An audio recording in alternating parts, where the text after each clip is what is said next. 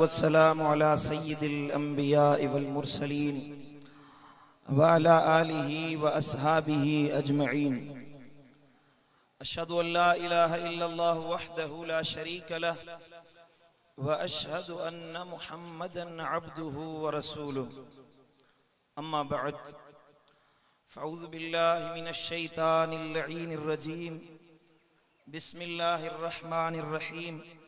वल्लज़ीना आमनू अशद्दु हुब्बन लिल्लाह सदक़ल्लाहु मौलानल अलीयुल अज़ीम।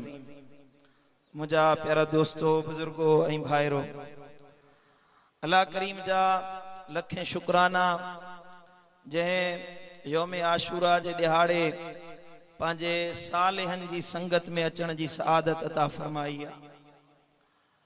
खुश नसीब आहे वो मुसलमान, भाग ऐं बख़्त वारो आहे वो मुसलमान ईमान वारो जंहिंखे अल्लाह पंहिंजे सालिहन ऐं बरगुज़ीदा बाननि जी संगत में अचण जी सआदत अता फरमाईंदो आहे। हिक घड़ी बुज़ुर्गनि सां गुज़रे, कंहिं रब्बानी आलिम सां, अमल वारे इल्म वारे बुज़ुर्ग सां हिक घड़ी तव्हांजी गुज़रे, होॾां 100 साल इबादत कयो। 100 सालन जी इबादत खां या हिक घड़ी जेका अल्लाह वारनि जी सोबत में गुज़रंदी आहे वधीक अफ़ज़ल ऐं आला आहे। ज़ोर सां चओ सुभान अल्लाह।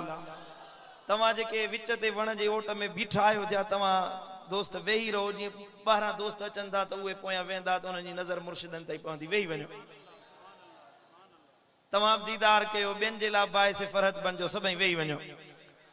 अल्लाह ताला जे पाक कलाम कुरान मजीद फुरकान हमीद में जा चंद लफ्ज हिन फकीर तिलावत कया, जन में अल्लाह ताला इरशाद फरमायो त वल्लज़ीना आमनू अशद्दु हुब्बन लिल्लाह।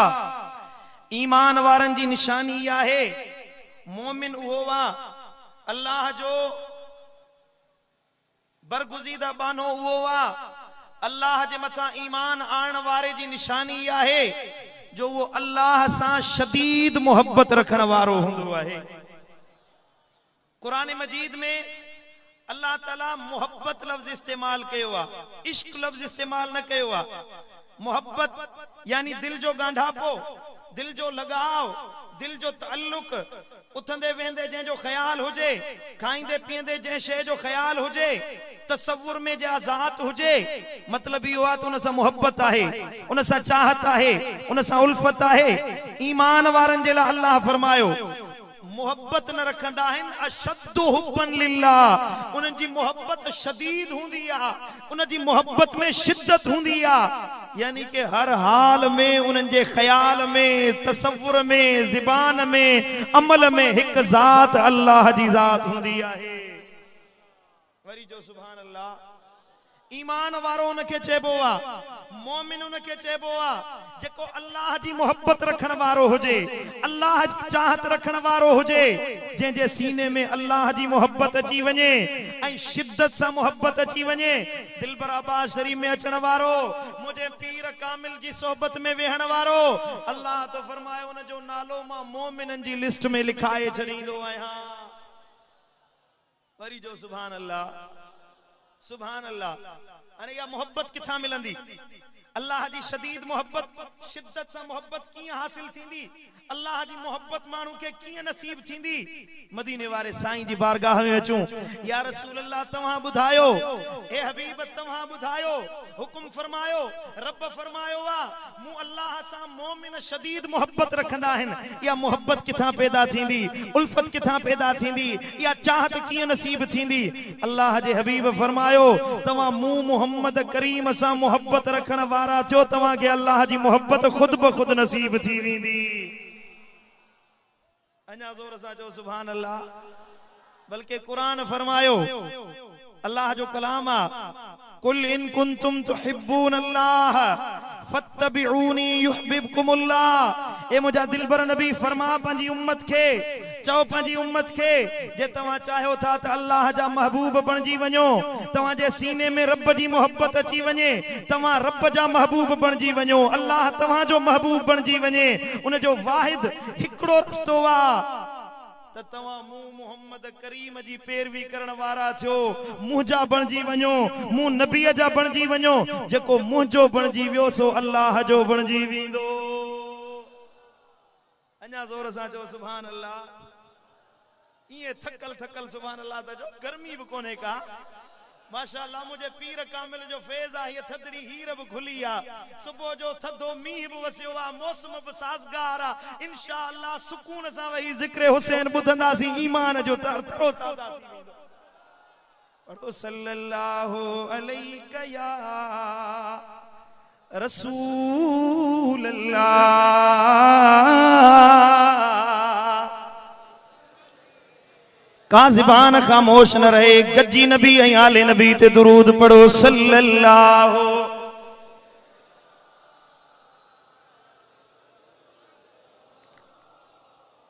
अल्लाह जो कुरान तो फरमाए जे तवा के अल्लाह जी मोहब्बत खपे रब जी चाहत खपे ए दुनिया वारो पो मदीने वारे साईं जो दर वठो मुझे दिलबर नबी सा मोहब्बत जो ताल्लुक जोड़ियो जेके मुस्तफा जो दर मिली वने सीने में मदीने वारे जी मोहब्बत अची वने अल्लाह रब्बुल इज्जत जी मोहब्बत खुद ब खुद उन जे दिल में पैदा थींदी वींदी सुभान अल्लाह ये मुमकिन ही ना है ये मुमकिन ही ना है तवाजे दिल में अल्लाह जी मोहब्बत इए दाखिल थी वने नबी जो दर छड़े जो इए अल्लाह जी मोहब्बत नसीब थी वने लाजिम है ये बई शयूं एक बे के लाजिम में मलजूम आहिन रब जी मोहब्बत तडे मिलंदी जडे दिल में मदीने वारे साईं जो इश्क पैदा थींदो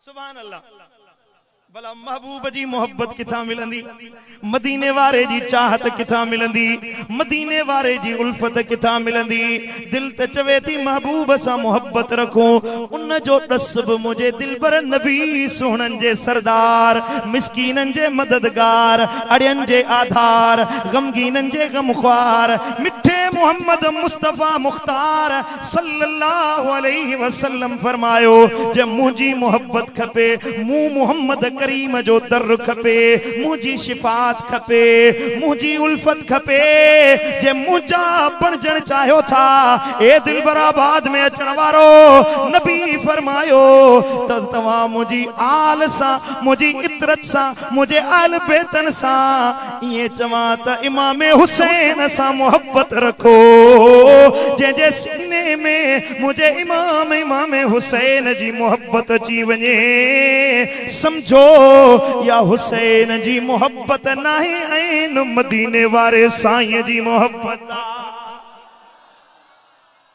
जोर साजो सुभान अल्लाह खुश नसीबा वो मुसलमान भाग वारो वो बख्त वारो वा मुसलमान जे दिल में इमाम जी मोहब्बत चे आल बैतन जी मोहब्बत चे जी ज़बान ते जिक्र इमाम कासिम जो आ जी ज़बान ते जिक्र इमाम अली असगर जो आ जे सुकून मिले तो हजरत इमाम अली अकबर जी सूरत जो जिक्र बुधंदे हजरत अब्बास जो जिक्र कंदे सुकून मिले हजरत इमाम हुसैन जे शहजादन जो जिक्र कजे और मोहम्मद जो जिक्र कजे असहाबे हुसैन जो जिक्र कजे जे दिल के फरहत मिले खुदा जी इज्जत जो कसम यो जिक्र हुसैन करण ऐन मदीने वारे साईं जी मोहब्बत महबूब जे जिक्र जे मुतरादिफ आहे मान थो चवा मुझे दिलबर नबी फरमायो मुझे साईं फरमायो तो हुसैन मिन्नी व अना मिन हुसैन हुसैन मुमवा मा हुसैन मजवाया सल्लल्लाहु अलैहि वसल्लम व तस्लीम सुभान अल्लाह मना नबी फरमायो हुसैन मुमवा मा हुसैन मजवाया छा मतलब है इन जो केड़ो फलसफो आ इन में नबी छापे बुधाण चाहो नबी केड़ो दर्स देण पे चाहो पांजी उम्मत के केड़ी गाल सेखारण पे चाही असा सबनी के मदीने वारे साईं सेखारियो तो मुझो दर खपे तो पांजो हथ इमाम हुसैन जे हथ में मिलायो चो सुभान अल्लाह। मुझे मुर्शिद दिलबर साईं फरमायो बख्तवारो भलारो हुआ भागवारो भलारो हुआ पंजतन सांझे जो प्यारो आहे। दिल खोले चो सुभान अल्लाह। बख्तवारो भलारो हुआ भागवारो भलारो हुआ पंजतन सांझे जो प्यारो आहे। रहमतूं बरकतूं सब उन्हैया ले रहमतूं रहमतूं बरकतूं सब उन्हैया ले बेड़ो उन जो सदा पारो आहे। ऐ पंजतन जी मोहब्बत मवदत उन जे बदले में इज्जत ऐं जन्नत। आ खुदा पाक उन साण राज़ी आ खुदा पाक उन साण राज़ी जेको पंजतन जो हुबदारो आहे। अञा ज़ोर सां चओ सुभान अल्लाह। दिल नथी ठरे। सदाए मदीने वारे साईं जो उम्मती सदाए मुझे दिलबर नबी जो उम्मती ऐं वरी इमामन सां बुग़्ज़ रखे मदीने वारे साईं जी आल जो ज़िक्र ॿुधी कावड़ जी पवे। मुहर्रम जो महीनो अचे भितूं खोटींदो वते ज़मीन खोटींदो वते त मां अहल बैतन जे ज़िक्र के केड़े न केड़े नमूने सां पोइते कया। नबी साईं फरमायो मन अबगद अहदम मिन अहल बैती हुरिम शफाअती। जे मानू मुझे अहल बैतन मां के हिक सां भी बुग़्ज़ रखियो के हिक सां भी इनाद रखियो उन जे मथा क़यामत जे ॾियारे मुंहिंजी शिफात हराम थी वेंदी। शिफात नसीब कोन थींदी। मुंहिंजी शिफात उन के मिलंदी मज़मून मुखालिफ इहो थियो त शिफात मुस्तफा जी उन के मिलंदी जेको इमाम हुसैन जो जिक्र करे। मुझे इमाम जी याद में लुढ़क बहाए। हजरत इमाम हुसैन जो जिक्र बुधी दिल के सुकून पहुंचाए। क़यामत जे दिहाड़े उथंदो महशर जे मैदान में उथंदो मुझो साईं फरमाईंदो ओरे आ मुझा उम्मती जो तुझी दिल मुझे हुसैन सा हुई। दही मुहर्रम ईंदी हुई मुझे इमामन जो जिक्र कंदो हुए मुझे बचड़न जी याद में वक्त गुजारींदो हुए। खुदा जी इज्जत जो कसम नबी खुद घुराए अहल बैतन जे हुबदारन के पाण सां गडाए जन्नत में वठी वेंदो। तोखे तुंहिंजा बच्चा प्यारा आहिनि। हा वाह औलाद वारा जेके आहियो पुट प्यारा आहिनि तोखे। हर कंहिंखे पंहिंजो बच्चो प्यारो आहे। पुट के पेट में सूर पवे अब्बो अम्मा सॼी रात वेठा हूंदा। पुट के तकलीफ पहुंचे सॼी रात बच्चे के निंड पी मां के निंड न ईंदी आहे त बच्चो सुम्हे त पोइ असां सुम्हूं। हज़रत इमाम हुसैन के पंहिंजे बच्चन सां प्यार हुयो। अली असगर सां प्यार हुयो। अली अकबर सां भी प्यार हुयो। सईदा फातिमा बिनते हुसैन सां भी प्यार हुयो। बीबी सुकैना सां भी प्यार हुयो। इमाम हुसैन जी मोहब्बत जी शिद्दत इहा हुई। रिवायतुनि में अचे थो जॾहिं इमामन जो काफ़िलो सैयदना इमाम आली मकाम जो काफ़िलो शहादत खां बाद में कूफे खां दिमश्क पियो हले रस्ते में राह में वेंदे सिर मुबारक नेज़े ते सुवारा एकड़ी जगह ते पहुता। मंझंदि जो टाइम आ गर्मी जी मौसम आ। एक जाए ते पहुता त मांझा दो टारियूं पोथा सफर अॻियां कयूं। हज़रत सईदा बीबी सकीना साइण कजावे ता लथी आ। एकड़ो नंढड़ो वण हुयो झाड़ी हुई उन जे ओट में सुम्ही पई आ। न्याणी निंड पइजी वई आ। आरामी थी वई निंड अची वई। ओॾा शाम थी वई। काफ़िलो अॻियां रवानो थी वियो।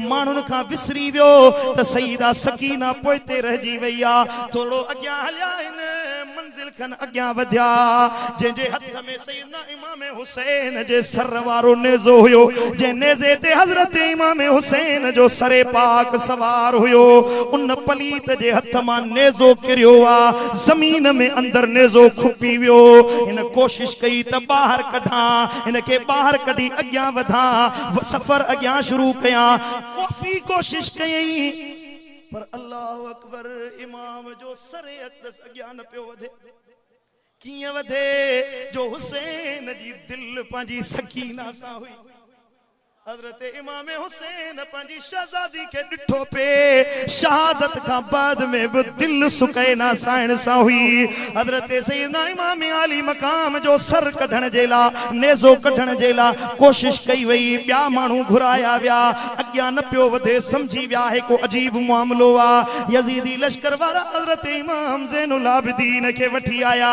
साईं तू ॾिस हे छा माजरा सर तव्हां जे अब्बे जो अग्यां नथो वधे हजरत इमाम ज़ैनुल आबिदीन आयो समझी वियो छा माजरा है पोयां अम्मा ज़ैनब साईं दे वञन था फरमाइन था ओ पुफी लश्कर में निहार काफिले में निहार को साथी रहजी त न वियो आ को बच्चो रहजी त न वियो आ बीवी ज़ैनब साईं नालो वरतो फिलाणी आहे खबर पई त बीबी सकीना साईं पोइते रहजी वई आ सकीना पोइते रहजी वई आ बीवी ज़ैनब साईं फरमायो वापस मोटो सकीना जी तलाश में गोलींदा साईं के खबर हुई जिते मंजिल कई हुई सी उते शहजादी रहजी वई हुंदी हजरत सईदा ज़ैनब साईं गोलींदी उन जाइ ते अचे पहुती आ जिते बीबी सुकैना साईं आरामी हुई परे खां निहारी ते हिकड़ी नकाब पोश औरत आ जेका हजरत सईदा सुकैना के हंज में खयो वेठी आ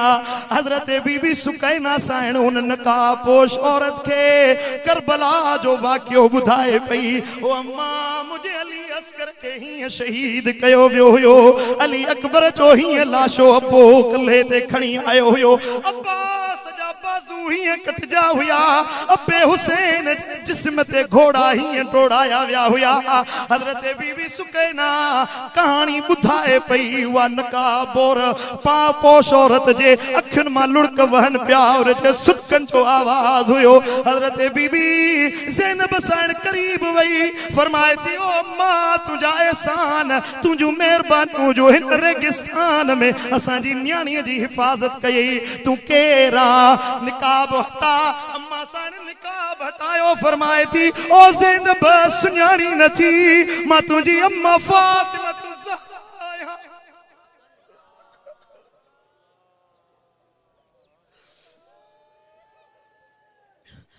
सुञाणी न थी सकीना अकेली रहजी वई हिक अकेली हुई मां मदीने में बर्दाश्त न कयो जो मुंहिंजी न्याणी तन्हा रहजे मुंहिंजो बचड़ो अकेलो हुजे उन जी मदद जे लाइ मां सकीना के सार लड़ जे लाइ मदीने मां हली आई है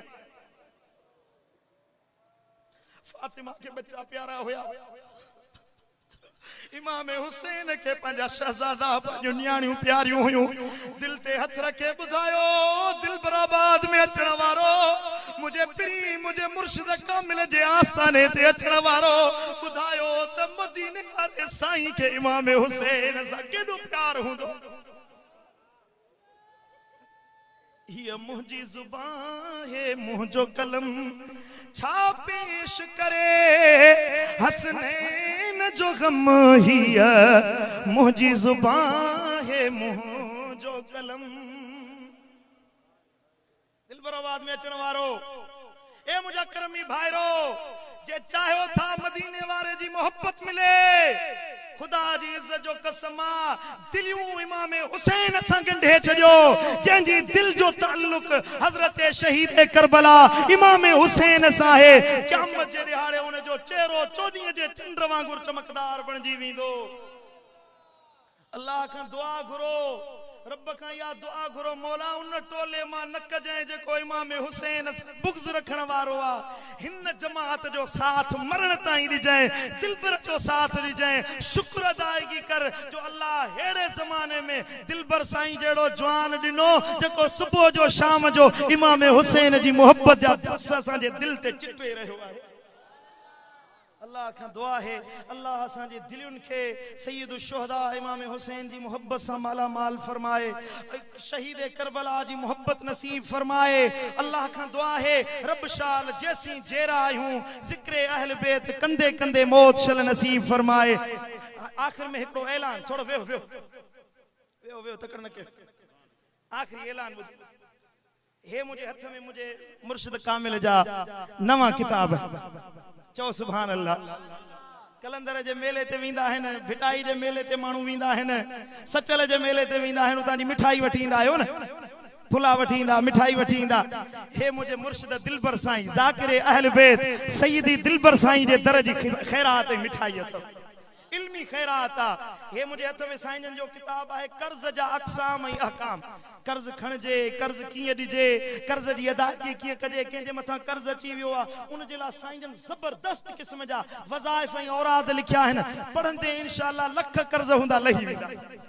खाते पीते जा अहकाम ऐं आदाब, मानी किए खाइजे, दस्तरखान किए विछाइजे, मानी जा आदाब केड़ा आहिनि। ऐं हे आहे नालन जा असरात। चो सुभान अल्लाह। दिलबर साईं को मौजू छजो ही कोने। मने न मने मां चवां तो यो शहीद करबला इमाम हुसैन जो फैज़ है। ऐं हे मुझे हथ में अरमगाने बगदाद, बगदाद शरीफ जो जा तोहफा। बगदाद वञो अल्लाह नसीब कंदो, उते केड़ियूं ज़ियारतूं हिन, केड़ा तोहफा हिन। ऐं हे आ चुम्मण जा अक़साम ऐं अहकाम। अबे अम्मा जी कब्र के चुम्मण, मुर्शिद जे हथ के चुम्मण, साईं मुझा केड़ी चुम्मी जायज़ आ केड़ी नाजायज़ आ, दिलबर साईं हे सजो किताब लिखियो आ। ऐं हे किताब आ मेहमान ऐं मीज़बान। मेहमानन जे हक केड़ा आहिनि, मीज़बान जा हक केड़ा आहिनि, मेहमान नवाज़ी कीअं कजे। इंशाअल्लाह किताब पढ़ंदे दिल मदीनो बणजी वेंदी। वठबो किताब इंशाअल्लाह। को भी दोस्त खाली न वने। नंढा नंढा रिसाला आहिनि, हिकड़ो हिकड़ो किताब घट में घट हर दोस्त हिय वने तो उन जे हथ में यो किताब हुजे। वठबा कि न कोन वठबा। अल्लाह ताला शाल अमल जी तौफीक अता फरमाए। रब मुझो चवण तवा जो बुधण पानी बारगाह में कबूल फरमाए। सब उठी भी इस्तिकबाल कयो मुर्शिदन जो। अल्लाह